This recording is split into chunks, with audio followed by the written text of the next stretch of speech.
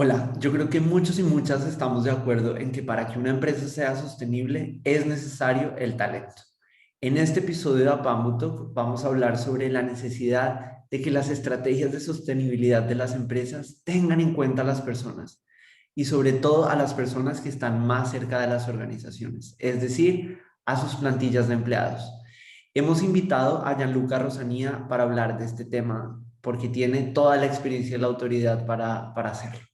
Gianluca nació en Quito, en Ecuador, y lleva más de 12 años encontrando, motivando y potenciando el talento en diferentes organizaciones. Hoy lo hace como principal de Booking.com y antes trabajó en Globo, donde tuvo el reto de crear desde cero el equipo de trabajo. Gianluca también es emprendedor, es cofundador de Lyft, una startup enfocada en el aprendizaje experimental, es speaker motivacional, es y ha sido profesor de diferentes escuelas y universidades, es autor de varios libros y ha decidido que el propósito de su vida sea ayudar a la mayor cantidad de personas a cambiar sus vidas. Es por eso que no podemos tener una mejor persona para hablar de este tema. Gianluca, gracias por haber aceptado esta invitación. No, Dani, para mí es un placer poder estar aquí contigo y poder contribuir con ese granito de arena a cualquier oyente o persona que nos esté viendo. Vale, te hemos invitado porque pues, lo que has hecho en tu carrera profesional está muy ligado a gestionar personas, al talento. Últimamente estás muy metido en temas de tecnología y creemos que puedes aportar mucho en esta discusión que se está abriendo y que nos han empezado a pedir muchos de los usuarios de nuestra plataforma, como tal vez vas a poder ayudar mucho. Y quiero empezar esta conversación básicamente hablando sobre sostenibilidad, que como sabes es un tema que todavía dentro de las empresas está muy asociado únicamente a los temas ambientales y claro que este tema es importante y es relevante, pero lo cierto es que hay otros temas que importan también mucho y que muchas veces están descuidados y es básicamente las personas y más concretamente las personas que trabajan en las organizaciones. O sea, el talento, básicamente.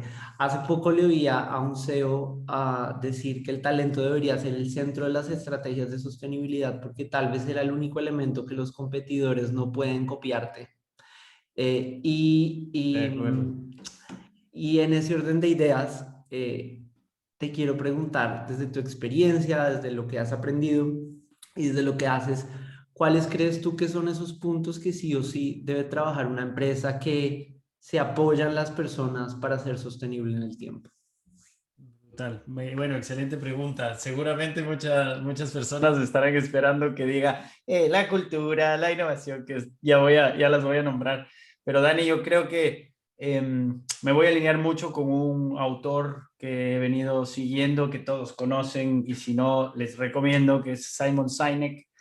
Acabo de terminar uno de sus libros, El Juego Infinito. Muy buen libro, tiene varios también que les recomiendo todos, me encanta. Y yo creo que para lo que tú planteas es que seamos sostenibles con el tiempo. Y como justo acabas de comentar, las personas son el centro para lograr esa sostenibilidad. Entonces, primero tenemos que empezar a definir el porqué. El porqué de la empresa. Es decir, si tu empresa no tiene un porqué, si tu empresa no sabe por qué está ahí y simplemente quiere lograr dinero o revenue a coste de un producto muy, no sé, interesante y tal, que no tiene ese porqué ligado a algo más grande, ahí puede empezar a haber un pequeño fallo. Entonces, por ejemplo, ¿a qué voy con esto, no? 2006, Microsoft, Steve Ballmer, el nuevo CEO de Microsoft en ese tiempo, Steve Jobs y Apple acababan de sacar el iPod, no sé si te acuerdas, Sí, sí, sí. y, y justo Microsoft, para hacerle la contra, sacó el Zoom, que era un MP3, bueno, para hacerle justo la competencia. Y cuando le contratan a Steve Ballmer, lo primero que dice en una press conference, una bueno, conferencia, es, bueno, Microsoft está aquí para lograr los números y alcanzar estas cifras y ta, ta, ta, ta, ta, ta, ta. Y al final comparte el verdadero propósito que Bill Gates tenía antes, que era que todos tengan un ordenador en casa. Entonces, el primer mensaje que un CEO envía a toda su gente y a toda la gente externa es, Dani, vamos a alcanzar los números y después el propósito de la empresa. Desde ahí yo creo que ya hay un error, porque esto es finito, esto se acaba, como dice Simon, ¿no? Y lo que él propone es que luego, por ejemplo, le preguntaron a Apple, que es lo que te voy a contar, le dicen a Steve, oye, ¿qué piensas del Zoom, no? ¿Qué piensas? Parece que te puede ganar o que puede tomar mercado. Y Steve cogió y respondió y dijo, no me importa. Si el Zoom es mejor que el iPod, está bien. Nosotros estamos enfocados en innovar y en nuestros usuarios. Este es un pensamiento infinito, es una respuesta infinita, es decir, ya tienen un porqué, una causa y se mantienen una mentalidad que va a perdurar con el tiempo. Entonces, la primera cosa que yo creo que una empresa tiene que tener para ser sostenible con el tiempo es una mentalidad sostenible, una mentalidad que pueda perdurar generación tras generación. ¿Qué es tu porqué? Y vinculado a una causa justa. ¿Por qué haces eso? ¿Cuál es la causa de ese porqué? ¿No? A raíz de esto, una vez que ya puedas definir todo esto, obviamente vamos a hablar de cultura, políticas, acciones hacia la sostenibilidad. No sé si estás participando con alguna ONG o estás haciendo algo por el mundo de alguna manera, ¿no? Capacitaciones, branding, digitalización, muy importante. No puede ser sostenible si te quedas con el legacy, ¿no? Y no lo actualizas y no innovas. Entonces, ahí ya va toda la mezcla de todas las cosas que deberíamos hacer, pero yo creo que es primordial tener una causa y un porqué alineado a algo más grande que simplemente números para poder hacer que las personas sean el foco. Lo último que te voy a poner aquí es, y dice en el libro, los managers no están aquí para lograr los números. Los managers están aquí para cuidar de las personas que nos ayudan a alcanzar esos números. Entonces, siempre es cómo está el mensaje puesto y yo creo que, como tú dices, las personas es lo que va a hacer que la empresa sea sostenible. Pues fantástico, fantástico. Además, yo creo que es algo muy distinto a lo que normalmente la gente diría. Te lo digo yo que estoy bastante metido en el mundo de la sostenibilidad y seguramente te habrían dicho 1.000 millones de cosas distintos y creo que das justamente en el punto, ¿no? Y es al final el propósito, el por qué se están haciendo las cosas que se están haciendo. Y yo creo que esto que nos estás diciendo, muchas veces el no entender ese propósito hace que, o no tener claro el propósito, hace que muchas veces la sostenibilidad también, o digamos, esté también malentendida, ¿no? Y se convierta solo como en un discurso como guay o que está de moda, pero que le cuesta mucho concretarse en hechos reales, ¿no? En cosas tangibles. Te quiero preguntar, ¿cómo uno puede lograr que la sostenibilidad haga parte de la cultura de las organizaciones? Esa es una pregunta. Y otra que te quiero hacer muy ligado a esto es, ser una empresa sostenible de cierta manera plantea cambios internos dentro de las empresas, ¿no? Y esos cambios obviamente, digamos, generan retos al interior de las organizaciones. ¿Cómo crees tú que uno puede lograr que esos cambios de actitud digamos, o reencontrar o encontrar ese propósito como lo planteas tú, eh, puedan ser asimilados correctamente por las personas, por el talento que al final es lo que hace que las empresas puedan ser? Precisamente, yo creo que bueno, lo acabas de dar. Mi primera respuesta es, aquí hay una tesitura bastante interesante porque hay algo que se viene usando y que yo creo que es menester para que todos alcancemos lo que buscamos, que es poder, como dices, ¿no? Que cómo podemos implementar este tipo de cosas en las empresas. Y lo primero es la data.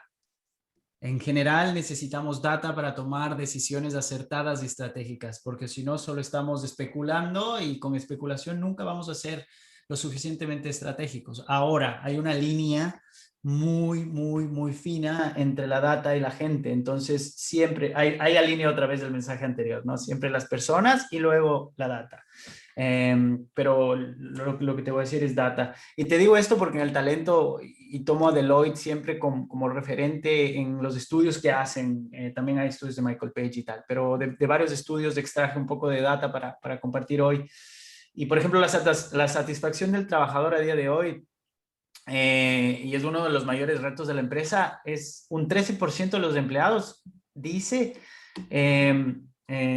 bueno, y afirma estar comprometido con su trabajo. Solo un 13% Es nada, en una, absolutamente es nada, nada. ¿sabes?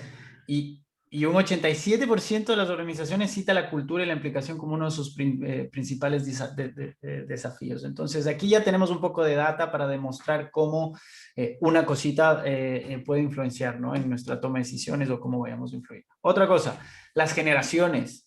No tomamos en cuenta que el trabajo ha ido evolucionando, los modelos económicos han ido evolucionando. Hablamos de baby boomers, nuestros padres, por ejemplo, tenían un trabajo, se casaban con ese trabajo y se quedaban con un trabajo durante toda su vida para dar seguridad y proveer a la familia, ¿no? Empieza la generación X, los millennials, la generación Z, y cada vez empezamos a valorar más la libertad, cada vez empezamos a valorar más la flexibilidad, ¿no? Entonces, en ese sentido también los modelos económicos han ido cambiando. Ahora hay mucho freelance, antes no había tanto, hay on demand, como lo son las empresas como Uber, Globo y etcétera, que antes no existía ese modelo de negocio.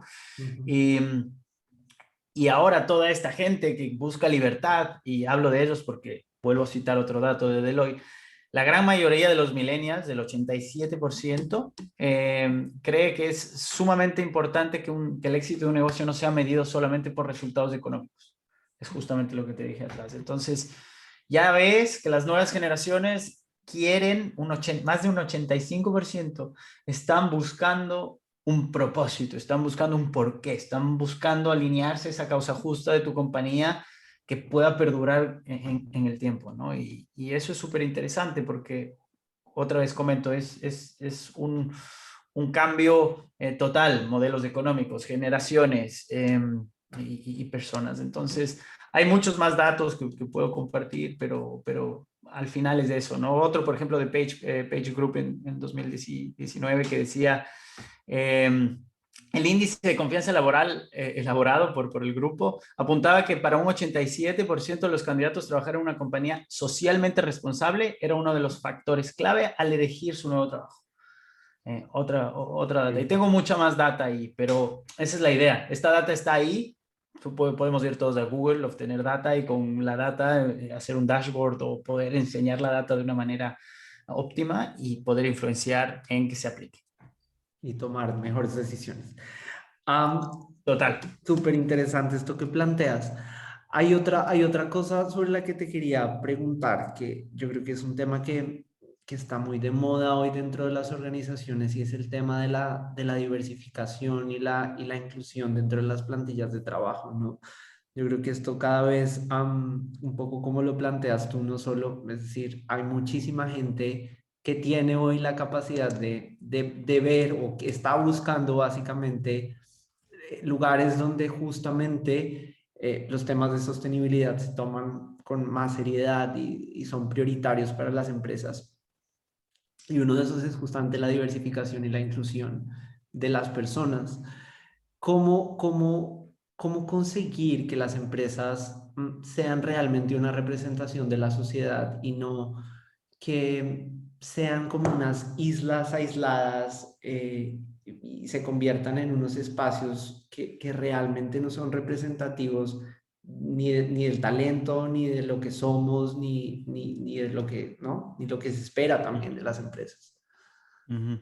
Bueno, esto es otra cosa que quiero iniciar también a plantear poco a poco y he visto que ya también inicia, pero para mí, eh, te comento, Dani, por ejemplo, pensamos en un UX researcher, ¿no? El UX researcher es un user experience researcher normalmente alineado a un producto que intenta mirar cómo los usuarios se están portando y tal. ¿Por qué no transmitir la misma idea a las personas dentro de las organizaciones y cómo están pasando las cosas? Entonces, si empezamos a pensar como un researcher que investiga todo lo que está pasando, vamos, en lugar de ver, como te digo, empresas aisladas, empezar a ver un global.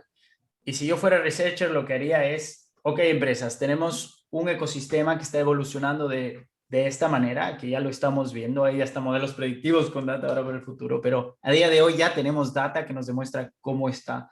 Entonces, para poder nosotros hacer adaptarnos, ¿no? Y hacer un buen blending con esto, necesitamos entender qué es lo que está pasando, ¿no? Ahí afuera. Y la adaptación como respuesta a la adaptación a lo que está sucediendo, es una de las cosas. Ya veo que también dentro de la adaptación el COVID ha acelerado mucho la flexibilidad, que creo que también es bastante importante porque te permite, por ejemplo, ahora con trabajos distribuidos, aunque sea difícil el trabajo en remoto, pero con equipos distribuidos, puedes tener ya gente de todo el mundo trabajando en A, B o C lugar y equipos de pluriculturales, ¿no? Eso también es súper interesante. Eh, y bueno, también creo que es necesario que las leyes en cada país incluyan estos factores para ayudar a las empresas. Por ejemplo, algo que vi relacionado un poco y hablando un poco de los 17 Objetivos de Desarrollo Sostenible de las Naciones Unidas, los gobiernos ya se han comprometido a cumplir y ayudar a estos objetivos y esto, por ejemplo, ya es algo positivo. Que hay una ley, que hay un gobierno, que hay una entidad que también esté apoyando esto para que no sea solo la empresa sola que tenga que hacer las cosas. Entonces, un poquito por ahí. Claro, bueno, al final, bueno, los gobiernos tienen la tarea no solo de, pues, como crear un marco general, sino también, o sea, poner unas reglas del juego, sino también yo creo que aquí el reto depende en que los gobiernos puedan ayudar a las empresas a que esos marcos regulatorios se cumplan de cierta manera. Porque un poco Exacto. no sé tú cómo lo veas, pero un poco lo que yo he percibido es que muchas de las empresas tienen estas obligaciones que se han vuelto, sabes, como legales, incluso para las empresas, y a las empresas les cuesta un montón poder cumplir con ellas porque claramente no tienen las capacidades técnicas, ni el talento, ni, ¿no? Lo que seguramente tienen empresas mucho más grandes para poder cumplir con la ley, ¿no? Y hay un reto muy grande. Es bastante complejo, pero definitivamente tenemos que hacer una alianza con este tipo bueno, con el gobierno, con instituciones y un compromiso interno en ese sentido. De ahí, si es que te doy un tip del lado del reclutamiento, bueno, soy experto en talento y por eso voy a dar un poco de tips. Por ejemplo, para promover la contratación de diversidad dentro de tu plantilla, ¿por qué no darles a tus recruiters un incentivo extra por cada persona con diversidad que se contrate, ¿no? Entonces, esta es la idea suelta general y de ahí tú ya verás cómo lo puedes implementar. Pero al final, siempre yo creo que es de macro como un funnel, ¿no? Entonces, identificar todo, ver organizaciones te pueden ayudar y cómo puedes hacer y después ya las estrategias en sí. Pero sí, creo que es un reto y que creo que tenemos que hacerlo todos juntos. Sí. Gianluca, ¿qué papel juega la tecnología en la gestión de las personas o de los equipos? Todo. Al final, a ver, si te pones a pensar, y vamos a un minuto, hablo mucho, ya sé, pero si te pones a pensar, antes teníamos un montón de papeles, ahora todo está yendo a digital. Es decir, ahora ya podemos medir todo lo que decían esos papeles con un dashboard. ¿Cómo no, cómo no la tecnología no nos va a ayudar a que esto sea más rápido, ¿no? Entonces, la tecnología es la madre es esa herramienta con la que tenemos que hacer el partnering. 100%. Siempre va a haber el lado humano y creo que siempre va a ser necesario, por supuesto, pero la tecnología es clave para que podamos manejar esto de una mejor manera, automatizar.